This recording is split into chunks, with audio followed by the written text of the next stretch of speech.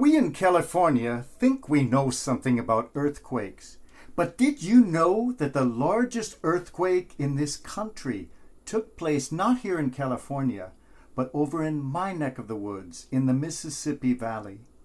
The quaking started in December of 1811, and the quakes kept coming for 3 months. It is said that this quake, centered in New Madrid, Missouri, was so huge that it destroyed the sidewalks as far away as Baltimore and rang church bells in Montreal. But the most amazing thing was something I heard about in my youth from the very old people who had been told by their great-grandparents. The quake caused the Mississippi River to run backwards. We are told that this is a physical impossibility, and scientists have tried to explain this phenomenon, but it occurred, and many people saw it. The river reversed its course and ran not from north to south, but from south to north. That was one big earthquake. That's why I left Missouri to come to the safety of California. 200 years ago, the Mississippi was not the moderately tame river that I knew in my youth, or even the river that Mark Twain wrote about. The Mississippi, before it was tamed by human beings, was a very wild thing. It was often called the Wicked River, and the plantation slaves called it Old Devil River, because it was so unpredictable you never knew what it was going to do or when it would change course.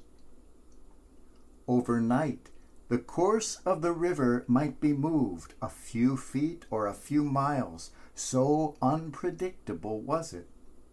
Now remember, the river was the boundary between states, and we are told that sometimes you would go to bed in one state and wake up in another state.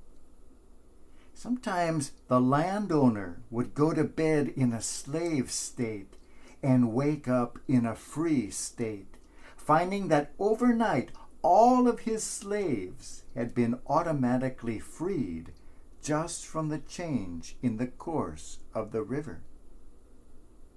We think that something as mighty as the Mississippi could never change course, but it has many times. We think its direction could never be reversed, but it was, through a quake powerful enough to get it to do just that. John the Baptist comes today like an earthquake to shake us up. Change course is his cry. Prepare the way of the Lord. Make straight his paths. Well, it is not God's paths that need to be straightened out. God's paths are just fine. God knows what he is doing. God's paths are always straight, and they lead straight to our heart. It is our own paths that we have to worry about. It is our own paths that we sometimes have to alter and sometimes even reverse.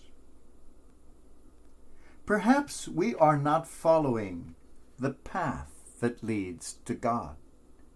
Perhaps we are not following the path of love. Change course. Perhaps we are not exactly on the path suited for us. Maybe it's fine for somebody else, but not for us. Change course.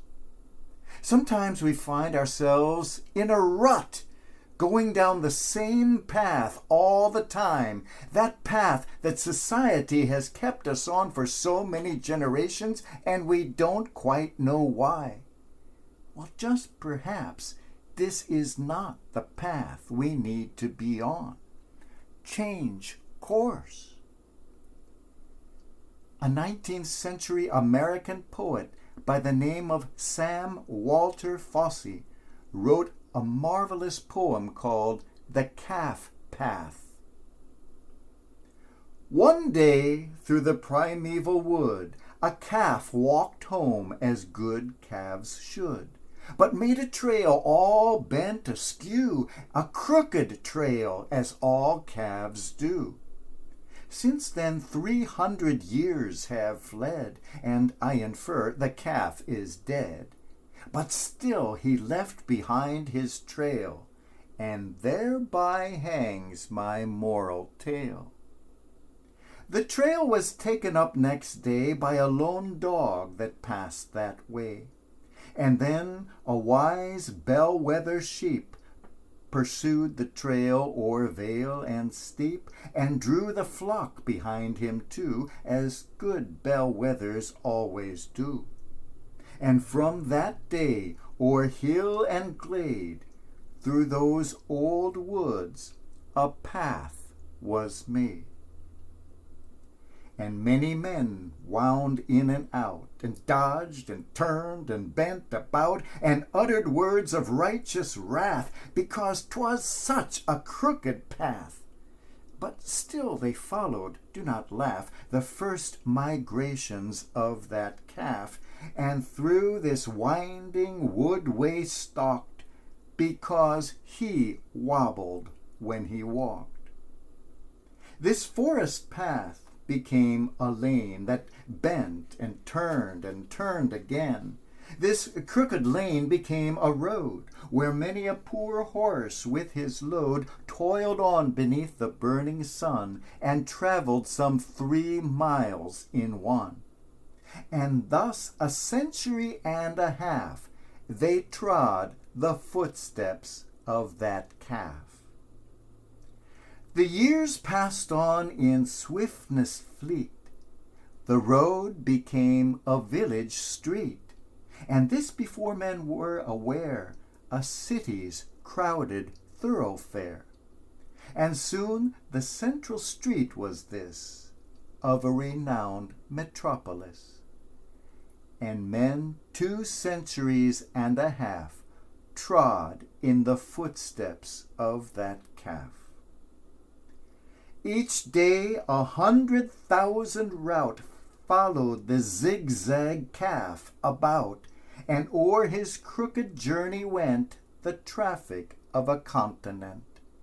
100,000 men were led by one calf near 3 centuries dead. They followed still his crooked way, and lost 100 years a day. For such, thus reverence is lent to well-established precedent. A moral lesson this might teach, were I ordained and called to preach. For men are prone to go it blind along the calf paths of the mind, and work away from sun to sun to do what other men have done. They follow in the beaten track, and out and in and forth and back, and still their devious course pursue, to keep the path that others do. They keep the path a sacred grove, along which all their lives they move. But how the wise old wood gods laugh, who saw that first primeval calf. Many things this tale might teach, but I am not ordained to preach. Well, I am ordained to preach. Sometimes we find ourselves on a path that is just a rut. We are doing things because we have always done them that way. We don't quite know why. This was the path of the Pharisees of John's day.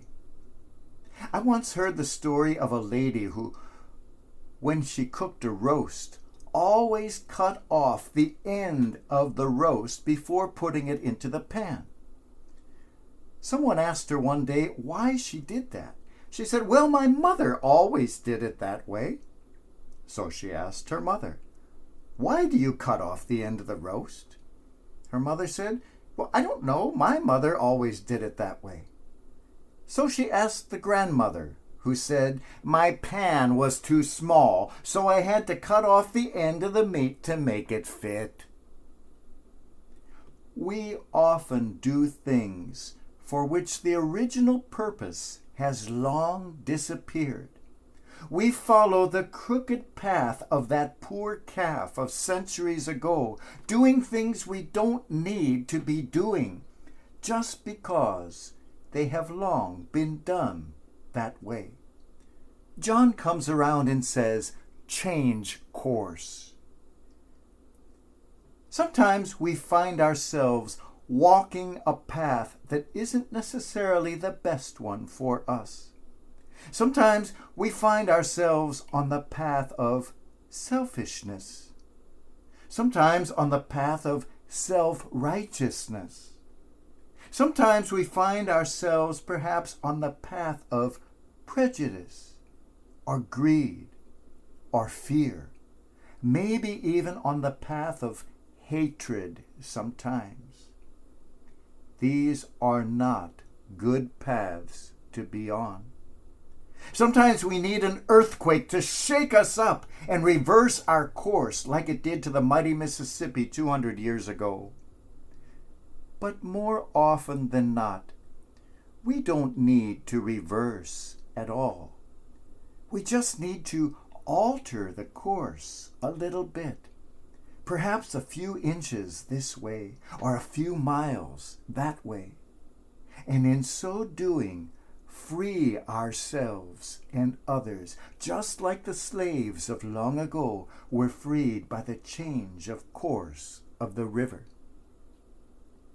Let us allow the great earthquake of God's love to shake us up, perhaps to make us reverse our course, but certainly enough to alter our course just enough to set us free.